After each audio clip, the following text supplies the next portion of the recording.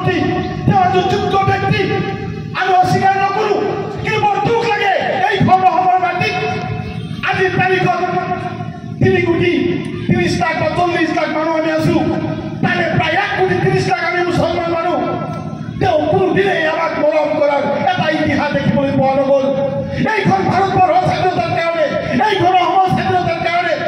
আমাৰ কিমান পূৰ্বপুৰুষসকলে তেজ দি থৈ গৈছে আজি এইখন ভাৰতবৰ্ষৰ স্বাধীনতাৰ কাৰণে আজিও যদি দিল্লীৰ আপনাৰ ইন্ডিয়া গেটে যায় দেখিবলৈ পাব তাত প্ৰায় 92,000 মানুহৰ শহীদৰ নাম লিখা আছে তাত প্ৰায় 65,000 মুছলমান আলেম ওলামাৰ নাম তাত লিখা আছে তেওঁলোকৰ শহীদৰ বিনিময়ত এই ভাৰতবৰ্ষ স্বাধীন হৈছে দুখ লাগে আজি গুৱাহাটীত যিমান মানুহে কাম কৰিছে সকলোখিনি আমাৰ মিয়া মানুহ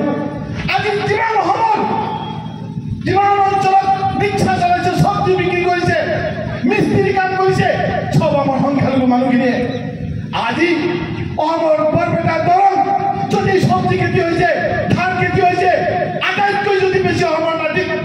চব্জি কৃষি বিপ্লৱত যদি উন্নতি কৰিছে সেইখিনি আমাৰ মিয়া মানুহে কৰিছে আজি অৰ্থনৈতিকভাৱে আমাৰ মানুহৰ ল'ৰাবিলাকে ছোৱালীবিলাকে কৰ্ণাটক কেৰালা গৈ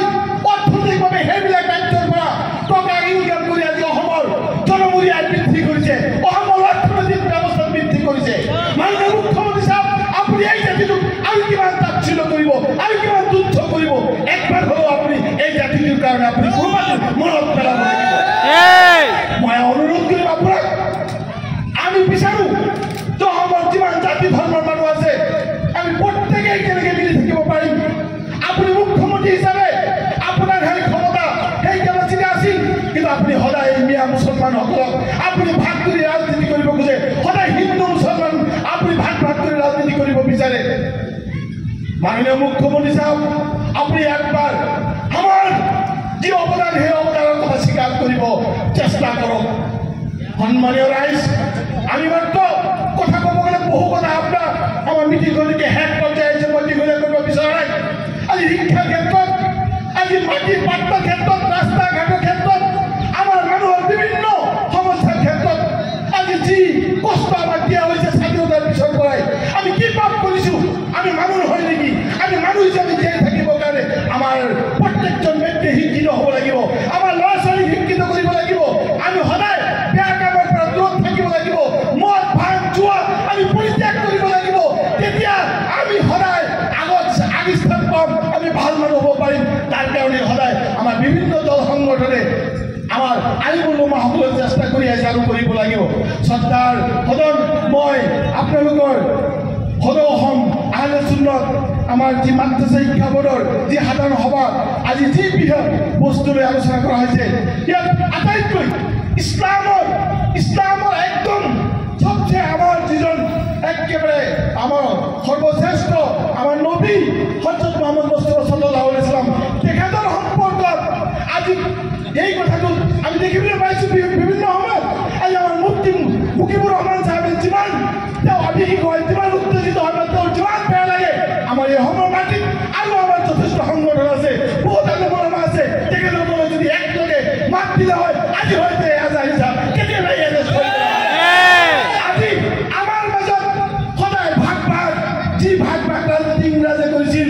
যি ডিভাইডেশ্যন ৰুল ইংৰাজে কৰি গৈছিল সেই ডিভাইডেশ্যন ৰুল আমাৰ মাজতো বিভিন্ন ৰাজনৈতিক দলে কৰিবলৈ চেষ্টা কৰি আছে আমি বুজি পাব লাগিব যে আমাক কোনো ভাগ কৰিব নোৱাৰে আমাৰ এটাই পৰিচয় লা ইলাহা ইল্লাল্লাহ মুহাম্মাদুৰ ৰাসূলুল্লাহ আমাৰ এটাই পৰিচয় থাকিব লাগিব সম্মানীয় সদন মই আপোনালোকক অনুৰোধ কৰিব বিচাৰিম যে আমি কেনেকৈ আমাৰ মাজত যিমান আহলে সুন্নতৰ আমাৰ কি কয় যিমান মাদ্ৰাসা আছে যিমান আলেম ওলামাসকল আছে আমি প্ৰত্যেকেই এই ক্ষেত্ৰত যিটো নবী আমাৰ এজনেই আমাৰ মৰমৰ নবী এজনেই আপোনালোকৰ যি নবী আমাৰ সকলোৰে গোটেই পৃথিৱী তেওঁ নবী গতিকে তেখেতৰ কাৰণে প্ৰত্যেকজন ব্যক্তিৰে প্ৰতিবাদ কৰাৰ দৰকাৰ আছে বিচাৰ কৰাৰ মালিক আল্লাহ নিশ্চয় আল্লাহ ইয়াৰ বিচাৰ কৰিব আজহাৰি নিশ্চয় কোনোবা দিন নহয় কোনোবা দিন এৰেষ্ট হ'ব আৰু ইয়াৰ মই আপোনালোকৰ লগত আছো থাকিম ইনশাআল্লাহ আমাৰ বিধায়ক মহোদয় লণ্ডনত বিশেষ কামত আছে নহ'লে তেখেতো আজি ইয়াত থাকি নহয় তেখেতে তাৰ পৰা মোক ফোন কৰি ইয়াত অহাৰ কাৰণে তেখেতে কৈছে মই আহিছোঁ তেখেতে চালাম জনাইছে নিশ্চয় যিসকল ব্যক্তিয়ে কথা কয় তেওঁলোকৰ প্ৰতিবাদ কৰাৰ কাৰণে তেওঁলোকৰ প্ৰতিবাদত আমিও সকলোৱে আপোনালোকৰ লগত একেলগে থাকিম ইনশাআল্লাহ। এইটো প্ৰত্যেকজন মুছলমানৰ কৰ্তব্য, প্ৰত্যেকজন ইমানদাৰী ব্যক্তিৰ কৰ্তব্য। ইছলামৰ বিৰুদ্ধে, নবীৰ বিৰুদ্ধে, আল্লাহৰ বিৰুদ্ধে, কোৰআনেৰ বিৰুদ্ধে, আল্লাহৰ মসজিদেৰ বিৰুদ্ধে যেতিয়া এইটো অন্যায় কথা ক'ব তেতিয়াই আমি একলগ হৈ তাক প্ৰতিবাদ কৰিব। আপোনালোক সকলোকে আল্লাহৰ ওচৰত দোৱা ৰাখক আৰু আমি গণতান্ত্ৰিকভাৱে প্ৰতিবাদ কৰিম। আমি দাবী জনাম মুখ্যমন্ত্ৰী ডাঙৰীয়া, ডিআইজি ডাঙৰীয়া, আমাৰ ডিজিপি সাহেবক যে আপোনালোকে অতি সোনকালে এই বেয়া মানুহজনক এৰেষ্ট কৰক আৰু আমাৰ গোটেই এই অসম তথা ভাৰতৰ মুছলমানৰ যি আঘাত দিছে আমাৰ নবীৰ নামত যি তেওঁ অপবাক্য ব্যৱহাৰ কৰিছে তাৰ এটা উচিত বিচাৰ হ'ব বুলি আমি দাবী জনাই মোৰ বক্তব্য ভুল ত্ৰুটি ক্ষমা খুজি শেষ কৰিছোঁ। খুদা হাফিজ, আসসালামু আলাইকুম।